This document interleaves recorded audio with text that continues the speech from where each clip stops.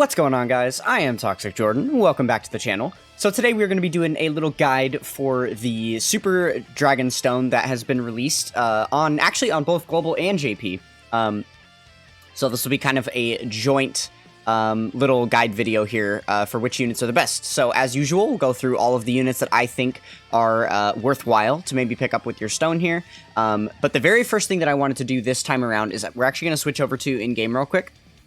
And I'm going to show you how to get the stone, because people ask that oftentimes when I make these guide videos. They're like, well, how do you actually get the stone? So this one you have to buy. So if you come over here to the shop, and then you go over to the right, all the way over to the right to the special packs, you will see the Super Dragon Stone pack here. So for $40.99 USD, you are going to be getting 100 stones and then the one Super Dragon Stone as well. So I don't know. I would say it's a decent deal. I guess it really depends on how badly you need any of the units that you can buy with that coin. Because obviously just for the stones itself, that's only like just over 2 stones per dollar is not a very good deal. Usually you want more like 4 or 5 stones per dollar to feel like you're getting a really lucrative deal out of it. But yeah, with the stone could be a thing. And then obviously you just use the stone over here in the Baba shop. Okay, so... okay. There are quite a few units on this stone list that are available here. They added quite a few this time around. A lot of newer Easy Aid Dokkan Fest, which is very, very exciting. This entire top portion here, this top like 10 characters or so, are all very new. Because previously, this stone would cut off right here above the 120 leads. There wouldn't be anything else above it. So it is kind of exciting.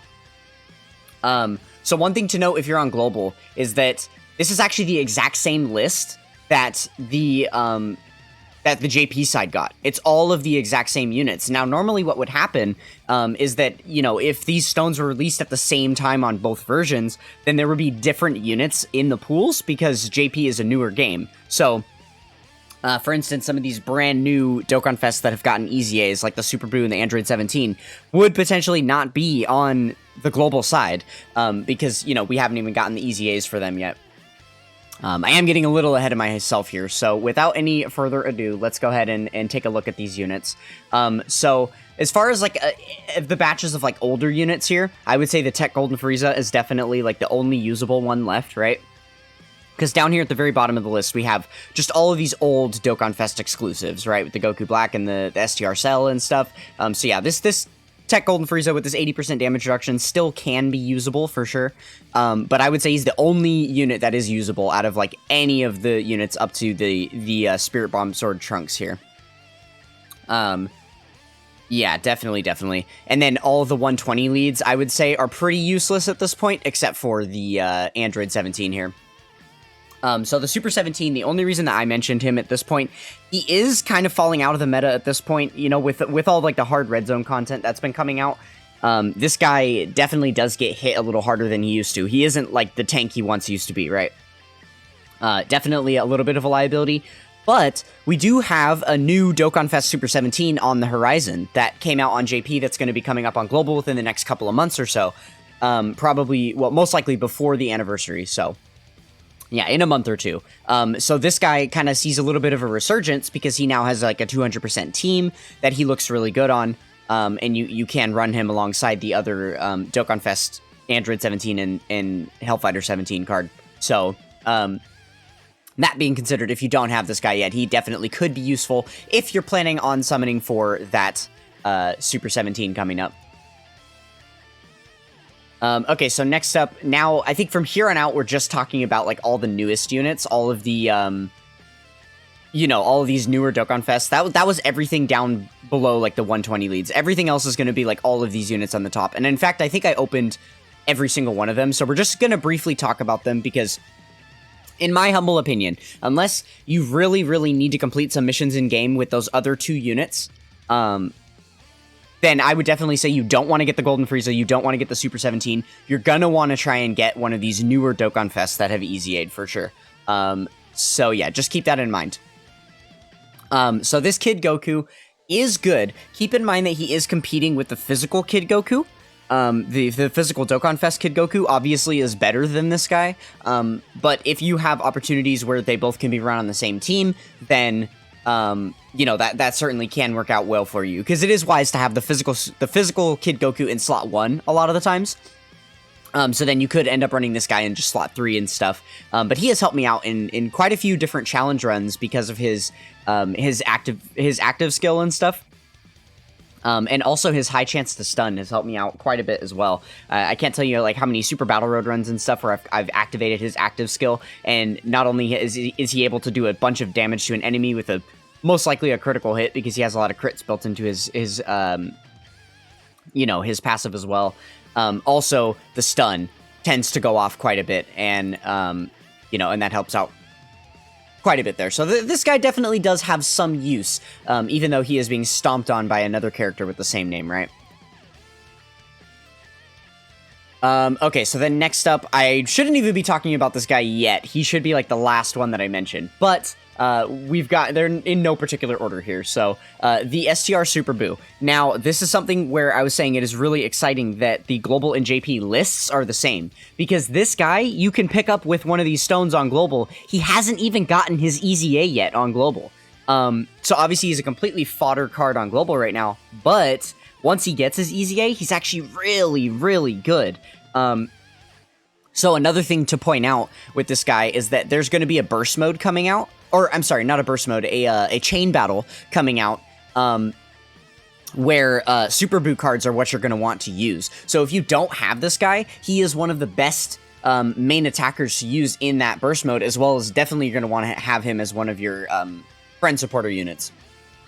So that could certainly be a good idea. Mine is 90%. I am leaning toward actually just rainbowing him so that I can do better in that chain battle that is coming up. It'll come up at the same time that we get the AGL-LR Super Boo. When that yellow coin unit drops, I'm sure we'll be getting the chain battle around the same time as then. That's how it worked for JP anyway. But yeah, as far as like all of the units on this list, this is, I think, the only one that is beneficial for an upcoming chain battle that we haven't yet seen on Global that has released on JP. So that is something to keep in mind. But chain battle aside, this guy still is an amazing unit. We won't go too deep into the kit here because he has like one of the largest kits in the game, with all of the different potential transformations that you can get. But just know that in base he is decent, and then once you're able to get the transformation, especially if you're able to get, what is it, the I believe it's the Ultimate Gohan transformation is the one. Maybe it's Bootanks though. Yeah, I think that's what it is. So if you get the Ultimate Gohan, this is like second best, with between the 80 and 100%, you know, HP condition on the 5th turn. And then the best one would be if you're between 50 and 79%. And then I think if you're below 49%, and you get the Boo Piccolo, it's just kind of a wash for you. So yeah, this guy is very, very good.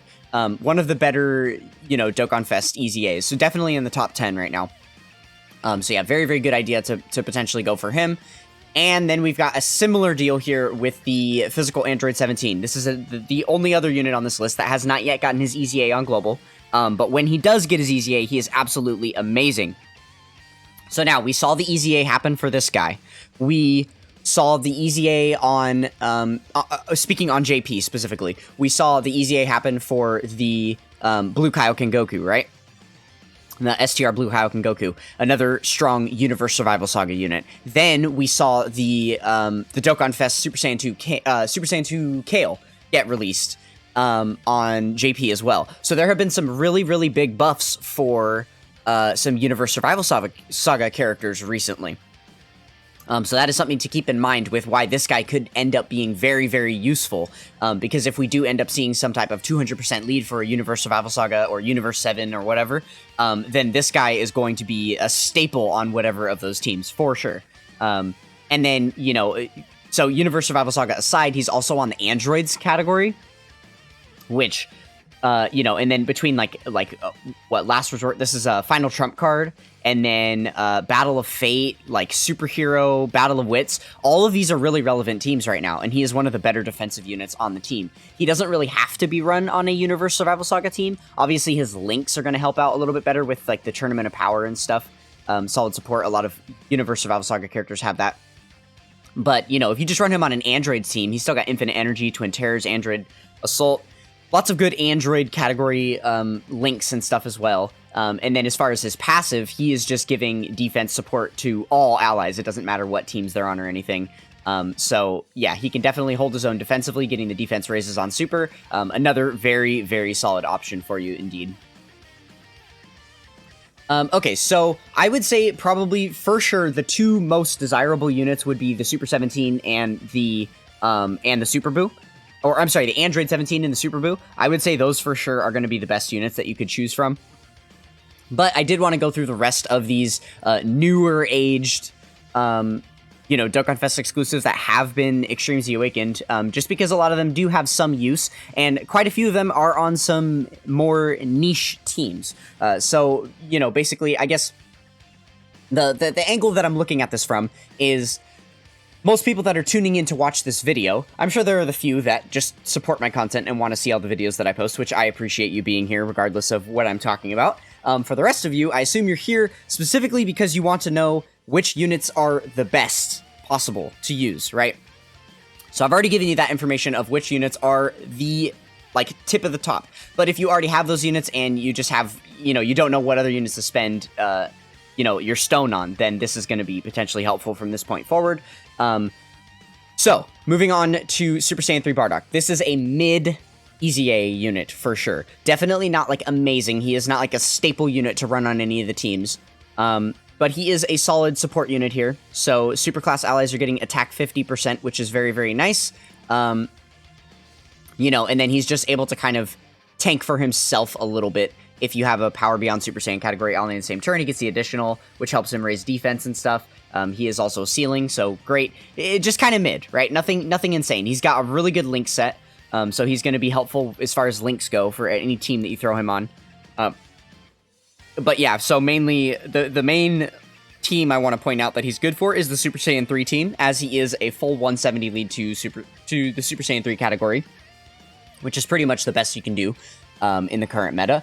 But then, yeah, if we take a glance here, he's also on a lot of really small teams, or niche teams that don't have, a lot of the best units in the game, like Time Traveler's Crossover, Storied Figures Revenge, right? So there are certainly some, background ways to use this character. You could see some use out of him. So next up, we have the physical Omega Shenron here. Post-EZA, he is alright as well. Same deal, he can kind of fend for himself. He does better in long-form events because he gets the additional stats with each attack performed. He does need those stats to build up quite a bit before he looks good. And if you're able to get multiple of these super attacks off per turn, then the defense raises will help him. He'll be able to tank decently. But again, kind of mid. He is just mainly good here because he is a Shadow Dragon's GT bosses, Inhuman Deeds, power absorption. He's on these categories that really do need the help. So decent. Okay, so then we have Super Saiyan 4 Gogeta. This is probably the most skippable of these of this last set of units that I'm talking about, because this guy is on, let's glance at his categories, right? Like Fusion, Final Trump Card, Power Beyond Super Saiyan, Kamehameha, GT Heroes. These are not really teams that need help too much. I mean, I suppose it's always nice to have additions for Fusion and Time Limit and Fuse Fighters and stuff, but this is not one of the top 6 units on any of those teams, really. So that I guess he is still better than a lot of the other units on this list, but the teams that you're going to be running him on, he's not better than most of the units on those teams, because these are some of the best units in the game, or best teams in the game, right? So that is definitely something to consider, that this guy is certainly not a needable unit, right? It is also worth mentioning that they recently got an update on JP that should be coming to global very soon about evasions and countering. So they have renamed them. Basically what they've done is they've done away with countering. Countering is no longer going to be a mechanic that they use commonly in game. They have changed it to nullification. So this is big news, because what this does is for any bosses in game that cancel dodge, countering counts as a dodge, because evading and countering counts as a dodge. So if, let's say you're facing off against AGL Red Zone Broly, right? This guy could never do his counter before. After that update goes live, this is now going to be a nullify and counter, which means any bosses that cancel dodge will no longer be able to cancel the nullification of attacks. So they will now nullify and counter, which means you can use these guys to help you dodge in some of those tough fights. So that is pretty much the only reason that I still left him on here, and he could be usable, because he is going to have that very, very strong nullify and counter mechanic coming up after the after we get that update here in a couple months. Okay, so then next up, I'm going to pair these two, talk about them together. The transforming Goku and transforming Frieza, because they are both sitting at about the same spot in the meta right now, right? They are both units that turn 1, spot 1, like at the beginning of the fight, are not going to look that great, because they do infinitely raise attack and defense, right? So they need to keep attacking, you know, super attacking multiple turns in, and then the Frieza gets, I believe, more and more HP recovery when, you know, as he transforms and moves up through his different phases. Yeah, so he's just going to be getting more and more HP recovery, and then this guy is going to be getting more and more damage reduction, as, you know, and same thing with the infinite stacking.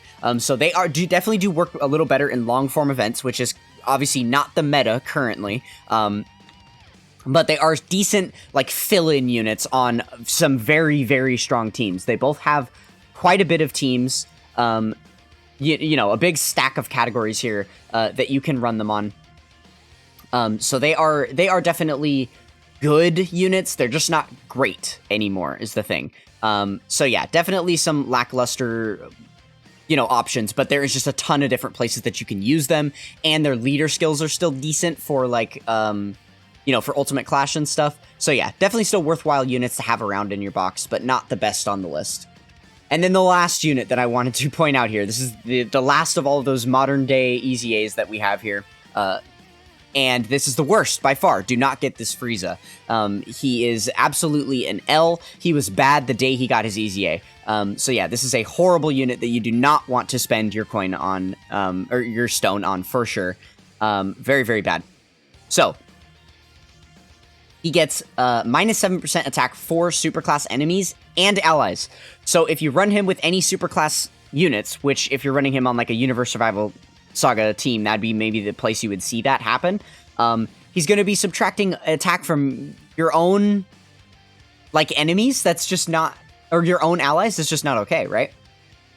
And then, yeah, he's also only getting the attacks effective against all types when you have a reps of 7 attack ally attacking in the same turn.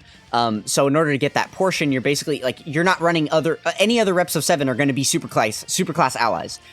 It's just really bad. His kit is, like, nasty. It's not, it's really, really not put together well. He also needs there to be a superclass enemy. You can't take him against an extreme class enemy at all, because then he won't get these additional stats, and then he's just way too weak, right? So now you have to think about where are, like, all of the hardest enemies in the game. They're all in red zone, and all of the red zone fights are against extreme class enemies. So there's really just no place to use this guy in, like, where you're going to be able to see value out of his kit. So yeah, this is just a bad unit. Definitely don't get him. So yeah, to wrap up, I would definitely say it is worthwhile to go for the, where are we at here? The Super Boo and the 17 are definitely top of the list.